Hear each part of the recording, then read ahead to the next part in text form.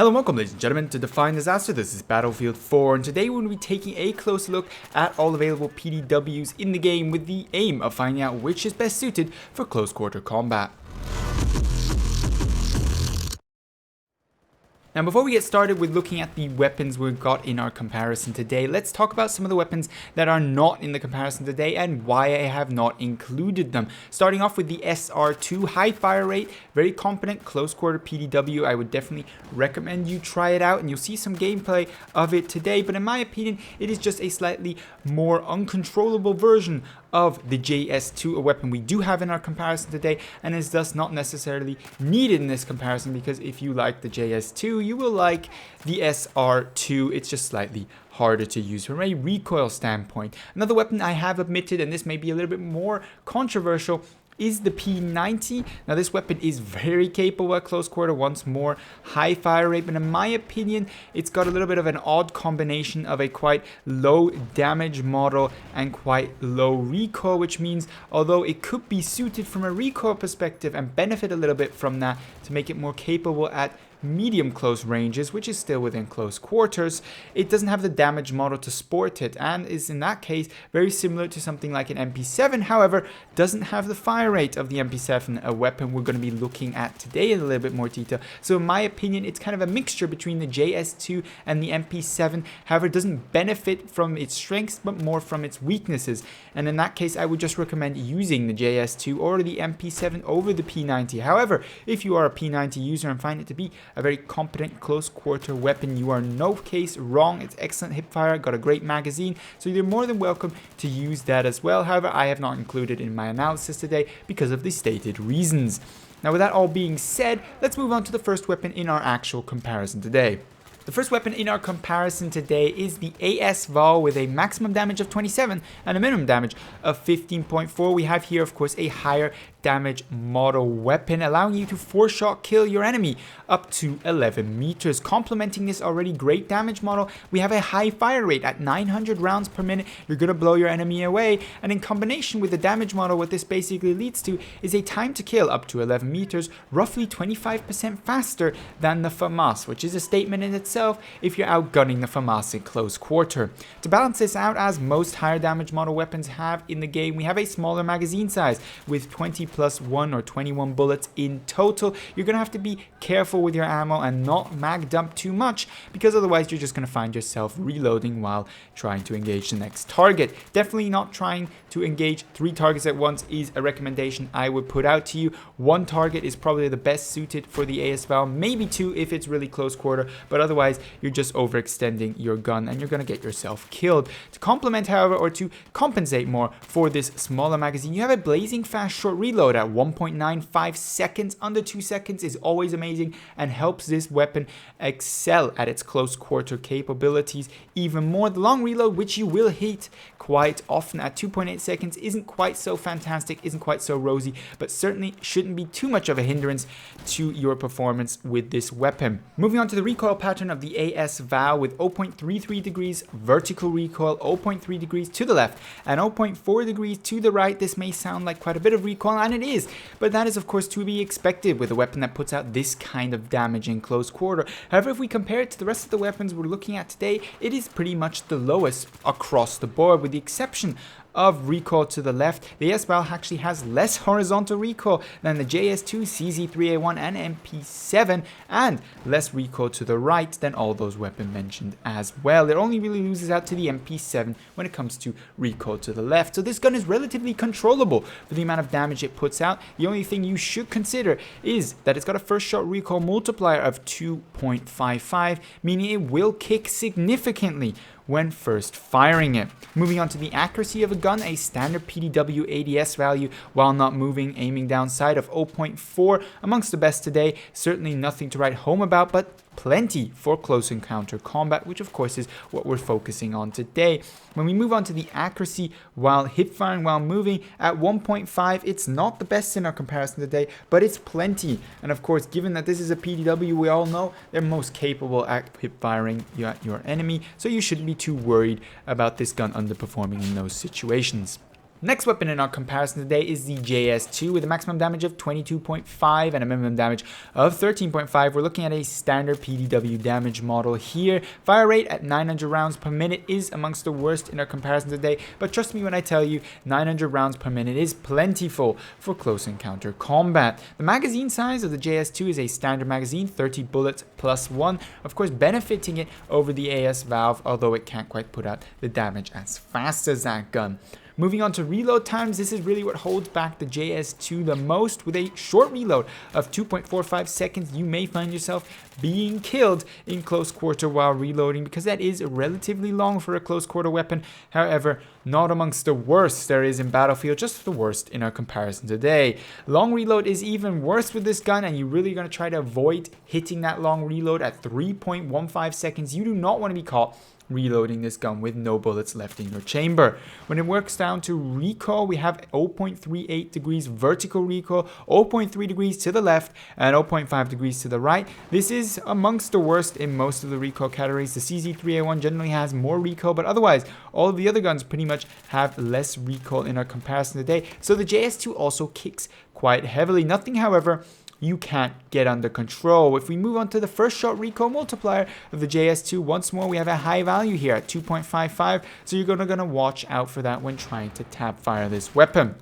The accuracy of the JS2 at 0.45 is the worst in our comparison today at 0.45, but nothing that's going to hinder the performance of this gun in close quarter. On the other hand, the hipfire of the JS2, that is while standing and moving, is the best in our comparison today at 1.25. This gun is more accurate hipfiring than its competition. However, I wouldn't write home about that too much, given that hipfire is good on all the guns we're looking at today. Next in our comparison today, we have the CZ3A1 with a standard PDW damage model of 22.5 maximum damage and a minimum damage of 13.5. It has the highest fire rate in our comparison today at 1,000 rounds per minute with a magazine that is a standard size 30 plus 1. This is a serious competitor for any weapon in the game in close quarter combat. It is capable of keeping up with the FAMAS from a fire rate perspective, and it even has more bullets in its magazine to deal with enemies. And that's a statement in itself. When we come down to reload times, things get a little bit more difficult. However, for the CZ3A1, it actually has the fastest short reload in our comparison today at 1.9 seconds, blazing fast, just narrowly beating out the AS-VAL by 0.05 seconds. This is fantastic for close quarter combat. However, its long reload at 3 seconds is quite hefty, second worst in our comparison today. So as long as you can train yourself not to empty your mag, which frankly I can sometimes find a little bit difficult with the CZ3A1, you're going to be able to benefit from that quick reload. Otherwise, you're actually going to be hurting a little bit here with a 3-second reload. Of course, recoil in this gun is insane. What else would you expect? 1,000 rounds per minute. It's going to have a vertical recoil that is off the charts at 0.4 degrees and 0.3 degrees to the left. But what really makes this gun quite difficult to control is the 0.6 degrees it pulls to the right. This paired with a first shot recoil multiplier of 3 means this gun can be very difficult to control at further ranges, impossible to tap fire in my opinion. So it really is relegated to only close quarter combat.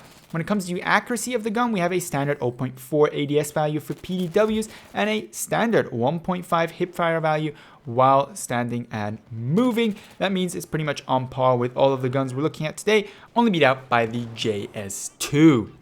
Now last but not least, we have the MP7 with a maximum damage of 20 and a minimum damage of 12.5. This gun does less damage than all of the PDWs we looked at today, which doesn't really matter too much in close quarter, where it still performs your 5-shot kill, and it eventually, like all guns with the exception of the AS-VAL we looked at today, arrives at an 8-shot kill. It does arrive at those 6, 7, 8-shot kill requirement distances a little bit sooner than the CZ3A1 and JS2. To kind of counterbalance this, it has an extremely high fire rate at 950 rounds per minute, close to rivaling the CZ3A1, and to make the whole package even better, it has a larger magazine than your usual PDW or assault rifle at 40 plus 1, that's 41 bullets. You have enough bullets to take down 3, sometimes 4 people in close quarter combat. Now, to counteract this kind of high package of damage with of a high fire rate and a high magazine size, you have a slightly longer reload at 2.4 seconds with one or more bullets left in the chamber. This is not the longest in our comparison today, but certainly on the upper end, and it can get you killed in close quarters, so it's something to definitely keep in mind. On the other hand, it has the fastest long reload, that is when you've gone through all 41 bullets, at 2.65 seconds. It's the best in our comparison for that specific metric. Moving on to recoil, with a vertical recoil of 0.35, almost the best in our comparison today, only beat out slightly by the AS-VAL, and a recoil to the left of 0.2 and a recoil to the right of 0.4. This gun has got amongst the lowest recoil in our comparison today, only really beat out by the AS-VAL, and that's really comes down to the AS-VAL having slightly lower fire rate. It is only for that reason slightly better than the MP7 in recoil. For the fire rate, you've got an extremely controllable gun here with the MP7, and to make this gun capable, and this is pretty much the only gun in our comparison today that really can do that, at medium range, you actually have a relatively low first shot recoil multiplier at 2.15, much better than the competition. This allows you to basically tap fire this gun at medium ranges. Combined with a 650 rounds per minute fire rate, you can do some serious damage at those ranges, and you're going to surprise a number of enemies who may be behind decent cover when you suddenly take them out relatively quickly. Moving on to the accuracy of a gun, standard PDW ADS value of 0.4 here, and a standard 1.5 hip firing while moving, so nothing to write home about here, but once more, your good PDW accuracy, the thing you're looking for when picking up a PDW, is definitely present. Now, with all the guns looked at, let's come to some sort of verdict. Now, to the surprise of probably most of you out there, I'm not going to be crowning the CZ3A1 the best close quarter PDW in Battlefield 4. For me, it's actually going to be the AS-VAL, and this comes with a number of reasons. A, it puts out more damage in extreme close quarter than the CZ3A1, and B, even at ranges beyond those 11 meters, where the CZ3A1 does put out more damage than the AS-VAL, I would prefer the AS-VAL over the CZ3A1. Yes, it has a gimped magazine. It can be a little bit difficult to sometimes make sure you don't run out of bullets, but it has a quick reload time to compensate for that. And most importantly, it is much more controllable than the CZ3A1. It has flat out less recoil, less first shot recoil multiplier. It has less recoil to the left and to the right. It's a more controllable gun. And fire rate isn't everything in Battlefield. If you can't hit those headshots, can't hit your target, then no fire rate in the world is going to be good for you. And for me, the CZ3A1 just is a little bit too unruly to control. Even with the right attachments on it, I find it a little bit difficult sometimes to really get the kills you should be getting with it. Moving on to a situation where you may want to mix it up with a little bit of mid-range from time to time, or just not extreme close quarter. 25 meters is still close quarter, it's just not quite extreme. The AS-VAL isn't quite so suited for those situations, and the CZ3A1 certainly isn't, because you're just going to be shooting everywhere except for on your target's head, hiding behind cover. Well, it's a toss-up there between the JS2 and the MP7, and for me, the JS2 loses out against the MP7 for a number of reasons. It's got a slightly lower fire rate, but that's not the reason. The real reason here is the unnecessarily long reload time paired with an unusually large amount of recoil for the fire rate that it has. How come that the MP7, although having a higher fire rate and a larger magazine, has a quicker reload time and less recoil? That shouldn't really be the case, but it is, and that is why I would take the MP7 over the JS2, even if you sometimes require a lift bullet more to kill your enemy. You're going to be better off in extreme close quarter, and likely at medium ranges, you're going to be a little bit better off as well. When it comes to attachments, I thought I'd mention that on the end of this video real quick. I would definitely recommend using an angled foregrip on pretty much all of these guns, with the MP7 as exception, to kind of enable you to tap fire a little bit more. You can use it on the MP7 as well if you're really going for making this gun a medium range beast with 950 rounds per minute, and you can equip that gun to perform just that role. Otherwise, then you may want to use something like a vertical grip on the MP7 if you're not going for that angled foregrip tap firing modus. Otherwise, I would slap on a compensator if you're not in TDM and using a suppressor, because these guns become extremely lethally accurate, with the exception maybe of the CZ3A1. With a compensator on them, you can stretch their capabilities to medium range combat, allowing you to be a lot more effective and versatile with these guns and use them in situations other than TDM, for example, rush. So that's my verdict on the guns we've been looking at today. On the best close quarter PDW, for me, it's the AS-VAL. and the MP7. Feel free to let me know what you think. Are you all kind of CZ3A1 fans, or is the best gun the P90, one I haven't really even covered in this video today? Feel free to leave that down below in the comments, as well as your experience with these guns, and furthermore your future video suggestions. I'll be happy to chat about you, all that down below in the comments. But otherwise, I hope you've enjoyed, and I hope to see you in the next Battlefield 4 video.